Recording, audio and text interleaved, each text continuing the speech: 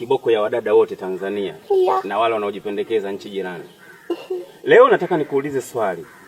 Hivi katika maisha yako ya kawaida unakumbuka idadi ya wanaume uliowahi kushare nao penzi mpaka unafikia umri huo sasa hivi? Hii ni too much sasa.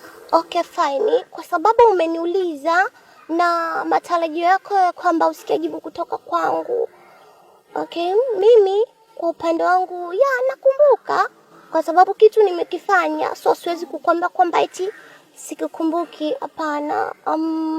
Mimi wanaume niliotembea nao kwa idadi ni 3 tu mpaka sasa hivi. Hawajaongezeka? No, hakuna, kwa sababu kungekuwa na idadi zaidi si ningekwambia.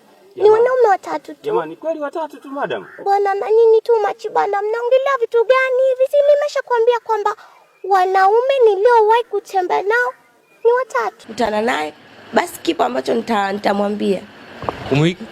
Kuiga sauti ya Wema Sepetu au kuiga sauti ya star yote, uone kwamba inamharibia brand yake?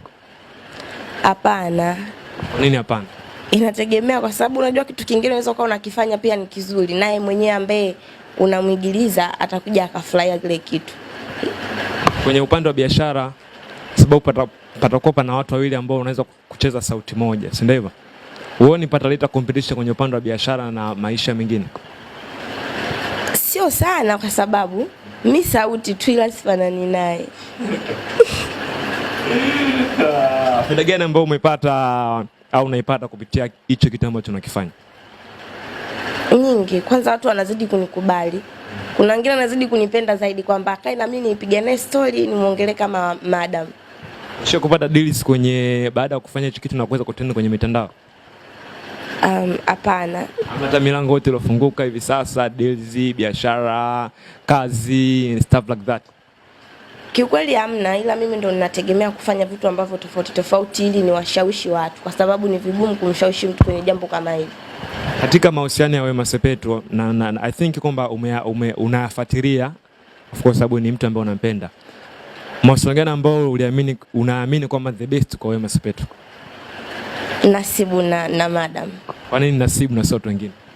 Kwa sababu ni watu ambao wakati Diamond Nasibu anaanza kujulikana na madam pia, ndo penzi ambalo lilitrend sana kwenye mitandao.